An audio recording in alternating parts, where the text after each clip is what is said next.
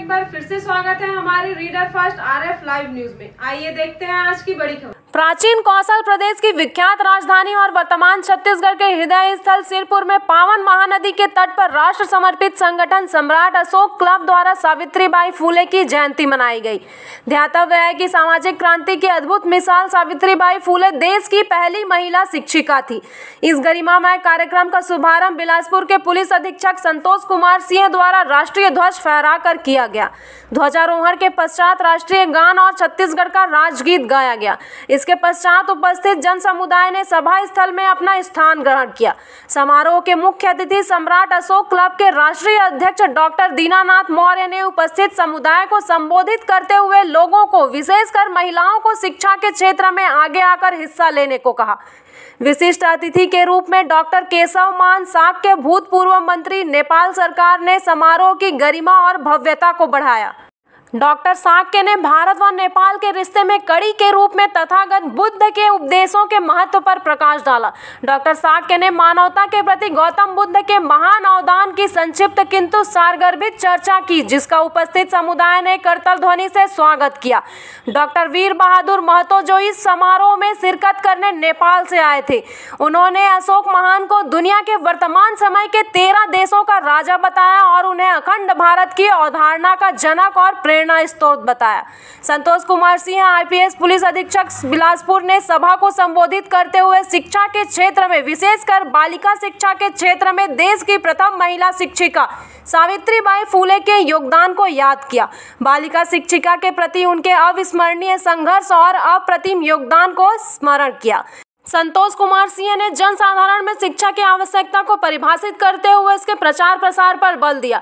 इस समारोह में छत्तीसगढ़ के विभिन्न जिलों रायगढ़, रायपुर, भिलाई, दुर्ग, अंबिकापुर, पेंड्रा, मरवाही, चांपा, जांजगीर, बलौदाबाजार, भाटापारा, बालोद सहित छत्तीसगढ़ के विभिन्न हिस्सों से सैकड़ों लोगों ने हिस्सा लिया। सम्राट अशोक क्लब द्वारा एक प्रभात फेरी निकाली गई, जिसमें भारत का राष्ट्रीय प्रतीक चिन्ह सम्राट अशोक महान का राज चिन्ह क्लब के सदस्यगण अपने सिर पर धारण करके सम्राट अशोक के जयकारे लगाते रहे। विश्व शांति और शिक्षा के परिप्रेक्ष्य में इस संगीति के माध्यम से विद्वानों, इतिहासकारों ने शिक्षा व विश्व शांति का संदेश दिया। समारोह की अध्यक्षता सम्राट अशोक क्लब के प्रदेश अध्यक्ष जीवनदीप सिंह के द्वारा की गई। उन्होंने बुद्ध के सिरपुर आने की प्रामाणिकता को ऐतिहासिक तथ्यों द्वारा सिद्ध किया। समारोह में प्रदेश महासचिव राजेश्वर सिंह, प्रदेश कोषाध्यक्ष राम उग्र मौर्य, छोटे लाल कुशवाहा, जमुना मेहता, डॉक्टर अरुणजय, दिनेश, ऋषिकेश, ब्रिज किशोर मेहता इत्यादि उपस्थित थे। इस प्रकार का जो सम्राट अशोक क्लब छत्तीसगढ़ का जो प्रयास है वो विश्व शांति और शिक्षा को लेके ही हम लोग यहाँ कार्यक्रम करते आ रहे हैं। और सिरपुर की धरती का संदेश ही यही है कि ये विश्व शांति, यानी बुद्ध का जो संदेश है वो शांति का संदेश है। और आज की जो जन्म जयंती है सावित्रीबाई फुले की, वो जन्म जयंती ही संदेश है कि शिक्षा का ये जयंती हम लोग मना रहे हैं शिक्षा के लिए। तो ये कॉन्फ्रेंस हम लोगों का शिक्षा और शांति पे ही रहता है। बीच में कोविड का टाइम आ गया, अन्यथा ये कार्यक्रम करीब हो गए कंटिन्यू 6 साल से। तो ये चौथा वर्ष हम लोग यहाँ पे सेलिब्रेट कर रहे हैं। आगे कैसा कार्यक्रम करेंगे कि लोग एकजुट हों और एक प्रेरणा मिले लोगों को काम करने? अभी तक तो हम लोग छत्तीसगढ़ के करीब 7 जिलों तक हम लोग पहुँच पाए हैं। हमारा संगठन 7 जिलों में प्रमुख रूप से काम कर रहा है और आगे भी हम इस कार्यक्रम को जारी रखेंगे। और ये सिर्फ हमारी ही कल्पना ऐसी नहीं है, हमारे देश के प्रधानमंत्री भी ऐसा सोचते हैं कि भारत पूरी दुनिया में विश्व गुरु तथागत बुद्ध की वजह से था। तो अभी मैं करीब 6 महीने पहले एक इंटरनेशनल बुद्धिस्ट कन्फेडरेशन है, ministry of culture, government of India का, तो दिल्ली में वहाँ पे 2 दिन का सेमिनार था सॉरी इंटरनेशनल कॉन्फ्रेंस था, जिसमें दुनिया के करीब 60 देशों के लोग आए थे। तो सम्राट अशोक क्लब की तरफ से मैं भी वहाँ पे एज ए रिप्रेजेंटेटिव वहाँ था। तो मोदी जी की भी सोच यही है कि विश्व में भारत का गौरव अगर स्थापित हो सकता है तो वो बुद्ध की शिक्षाओं के माध्यम से और दुनिया में शांति के माध्यम से ही हो सकता है। और दुनिया को बुद्ध के अलावा दूसरी कोई ऐसी शक्ति नहीं है जो भारत को स्थापित करता है। तो हम लोग उस दिशा में आगे बढ़ रहे हैं। और पिछले साल तो शायद मीडिया के माध्यम से आपको जानकारी हुई होगी कि पिछले साल हमारे पास जापान के गुरुजी भी आए थे और भी कुछ लोग आए, इस बार नेपाल के लोग आए हैं। तो ये हम लोग का प्रयास है कि सिरपुर को हम लोग पूरी दुनिया से जोड़ें और ये छत्तीसगढ़ के लिए भी गौरव की बात है और हम सबके लिए भी, और सम्राट अशोक क्लब के लिए तो स्पेशली, क्योंकि हमारे मन मस्तिष्क में ही सम्राट अशोक महान है, उनकी विचारधारा है। पुरातात्विक जो वस्तुएं मिली हैं उसके संरक्षण के लिए क्या सरकार से मांग करेंगे आप? पुरातात्विक संरक्षण तो यहाँ काफ़ी कुछ सरकार कर रही है, लेकिन जो होना चाहिए वाकई वो मैं चाहूँगा कि हम लोग सरकार से बजट की मांग करें कि यहाँ पे बुद्ध के इतनी अच्छी विरासत है तो और अच्छा भव्य मंदिर बनना चाहिए ताकि दुनिया से लोग आएँ। और एक और भी समस्या है कि यहाँ पे हम लोग ज़मीन खरीद नहीं सकते हैं, क्योंकि वो नियम है यहाँ के कलेक्ट्रेट में नियम है कि आप सिरपुर में, ये साइट एक्चुअली इम्पोर्टेंट साइट है, आर्कियोलॉजी की साइट है, तो आप ज़मीन नहीं खरीद सकते हैं, ऐसा कुछ नियम है। तो हम लोग अब इस बार सोच रहे हैं कि कलेक्टर के माध्यम से और मिनिस्टर के माध्यम से मैसेज हम गवर्नमेंट को दें यहाँ कि हम लोग यहाँ ज़मीन चाहते हैं, क्योंकि यहाँ कार्यक्रम कराने में हम लोगों को बहुत असुविधा होती है। प्रदेश के कई हिस्सों से लोग आते हैं और देश के कई हिस्सों से लोग आ रहे हैं, आप देख ही रहे हैं, विदेशों से भी लोग आ रहे हैं। तो ये चूँकि चारों तरफ जंगलों से घिरा हुआ जगह है तो बहुत समस्या होती है। तो हम लोग ज़मीन की भी मांग करेंगे कि संगठन के लिए कुछ ज़मीन मिले ताकि हम लोग भविष्य में भी ठीक से काम कर सकें। छत्तीसगढ़ थोड़ा सा सुना था 1-2 वर्ष पहले, लेकिन ऐसा होगा मैंने कल्पना नहीं किया था।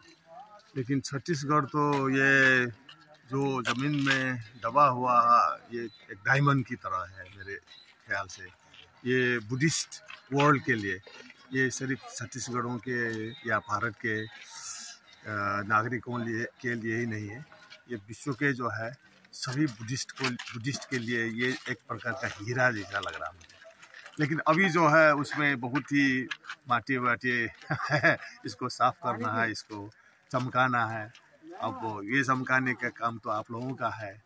छत्तीसगढ़ में सम्राट अशोक क्लब के शुरुआती दौर है, इसमें और क्या करना चाहिए, आपकी क्या सलाह है? वही तो मैं जो हमारे जीवनदीप जी उनसे कह रहा था कि सुबह जो देखने के बाद सम्राट अशोक क्लब ने ये छत्तीसगढ़ का जो एक टच किया वो बहुत सही था। तो इसको जो है आगे बढ़ाने के लिए सम्राट अशोक क्लब ने जो विशेष भूमिका निभाना पड़ेगा। वो सिर्फ भारत में ही नहीं, वो अंतर्राष्ट्रीय स्तर पर भी ये मैसेज जो है पहुंचाने का जिम्मेवारी जो है मेरे विचार से सम्राट अशोक क्लब करना चाहिए। वो उचित फॉर्म है, वो उचित प्लेटफॉर्म है अथवा उचित संगठन है। आपका परिचय बताएं। मेरा नाम केशवमान साक्य, मैं नेपाल से हूँ और साक्य वंश के होने से मैं बुद्धिस्ट हूँ जन्मजात, और मेरा पूरा जो पूर्वज बुद्धिस्ट है। और नेपाल में जो राजनीतिक परिवर्तन हुआ उस राजनीतिक परिवर्तन में सहभागी रहा हूँ। और संविधान लिखते समय उसमें कैबिनेट में साइंस टेक्नोलॉजी और एनवायरनमेंट का मिनिस्टर भी रह के अपना छोटा सा जिम्मेवारी निभाने का अवसर मिला है। डॉक्टर वीर बहादुर महतो, नेपाल। मैं गोरखापत्र में मगही भाषा पृष्ठ लिखता हूँ और अध्ययन अनुसंधान का काम करता हूँ। सम्राट अशोक क्लब से कैसे जुड़े आप? सम्राट अशोक क्लब से जुड़ने का जो मौका मिला तो एक बार मैं वहाँ पर भी कार्यक्रम अटेंड किया था 3 जनवरी के इलाहाबाद में, आज से 1 वर्ष पहले। और ये मेरा दूसरा कार्यक्रम है जो प्रदेश अध्यक्ष माननीय जीवनदीप मौर्य जी के निमंत्रणा में आज माता सावित्रीबाई फुले के जन्म जयंती के अवसर पर मुझे यहाँ बोलने का अवसर मिला। छत्तीसगढ़ की टीम छोटी है, अभी प्रयास किया जा रहा है, कैसी लगी टीम आपको? ये टीम बहुत इनर्जेटिक है और ऐसे यहाँ पर जो इन्होंने अभी विपरीत परिस्थिति के बावजूद, शायद भारत में स्ट्राइक कुछ चल रही है, इसके बावजूद भी कम समय में आप लोगों ने इतना अच्छा से भव्य और सभ्य तरीका से कार्यक्रम किए। ये बहुत ही अनोखा कार्यक्रम है, ये पूर्ण रूपेण सफल हुआ।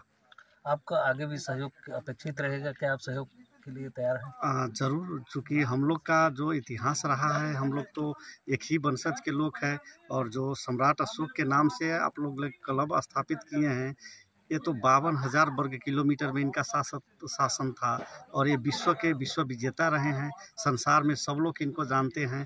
तो हम लोग सब मिलकर इस उनका जो मुहिम था, उनका जो सपना था, उसको हम लोग को साकार करना है। हम लोग एक साथ में काम कर सकते हैं। आज छत्तीसगढ़ की माटी पर आकर के भी हम लोग धन्य हो गए। ऐसे माटी है कि निश्चित तौर पर लोगों को प्रेरणा देती है। और आज जो कार्यक्रम था सम्राट अशोक क्लब छत्तीसगढ़ के राज्य इकाई के अधीन जो कार्यक्रम था, पिछले 4 वर्षों से हो रहा है। और एक राष्ट्रमाता सावित्रीबाई फुले जो शिक्षा की ज्योति कही जाती है, उन्होंने अपने संघर्ष के बल पर भारत की सारी महिलाओं को, साथ साथ दुनिया की जो भी महिलाएं अनपढ़ रह जाती थी, जिनको शिक्षा का अभाव था, उनके लिए उन्होंने संघर्ष किया कि निश्चित तौर पर महिलाओं को भी पढ़ने का अधिकार दिया जाए। और उनका संघर्ष आज रंग ला रहा है और पूरे भारत में बोर्ड के अक्सर परीक्षाओं में ऐसा निकलता है कि इस बार भी बेटियों ने बाजी मारा। और बेटियों की सबसे बड़ी खूबी है कि लड़के और लड़की, मैं कोई भेद नहीं कर रहा हूँ, लेकिन खूबियाँ बता रहा हूँ कि बच्चे और बच्चियों को एक साथ हम लोग पढ़ाते हैं। बच्चे घर का कम काम करते हैं, लेकिन बेटियां खाना से पकाने से लेकर के कपड़ा धोने, घर का काम सारा कुछ करते हुए भी जितना समय बचता है उसमें एक्स्ट्रा पढ़ाई करके और बेटों से आगे जाने का काम करती है। ये हमें ऊर्जा प्रदान करने का काम करता है। और वो कहीं ना कहीं वो माँ होती है, बहन होती है, किसी न किसी की बेटी होती है। और जब वो किसी की माँ बनती है तो यही प्रेरणा अपने बच्चे को हमेशा, बच्चे या बच्चियों भेद हम तो करते नहीं हैं, बच्चों को यही देने का प्रयास करती है कि संघर्ष भी करते रहो, काम भी करते रहो, दुनिया को प्यार भी करते रहो और अपना शिक्षा क्षेत्र में समाज आगे बढ़ गया है, लेकिन संगठन जितने संगठित होना चाहिए नहीं हो पा रहे हैं। इसके लिए आप लोग क्या करेंगे? संगठन के लिए बार बार हम लोग प्रयास कर रहे हैं। हमारे यहाँ कोई मजहब धर्म की कोई रोक नहीं है। हम भारत के लोग हैं। हम तो दुनिया के लोगों को एकत्रित करना चाहते हैं कि जो महामानव गौतम बुद्ध के द्वारा दिया गया मानवता का जो प्यार है, यानी दुनिया में सभी धर्मों से बड़ा धर्म जो होता है, वो असली धर्म है, वो मानवता है। तो दुनिया के सारे मानव एक हों। और विशेष तौर से जिम्मेदारी ज़्यादा बढ़ जाती है। हम भारत देश में रहते हैं तो पहला हमारा कर्तव्य बनता है कि भारत के मानवों की सभ्यता एक हो और एक हो करके हम देश के लिए काम करें। उसमें किसी भी प्रकार का मजहब धर्म इस तरह का आड़े नहीं आना चाहिए। परिचय आपको बताओ। मैं परिचय डॉक्टर दीनानाथ मौर्य, राष्ट्रीय अध्यक्ष सम्राट अशोक क्लब भारत।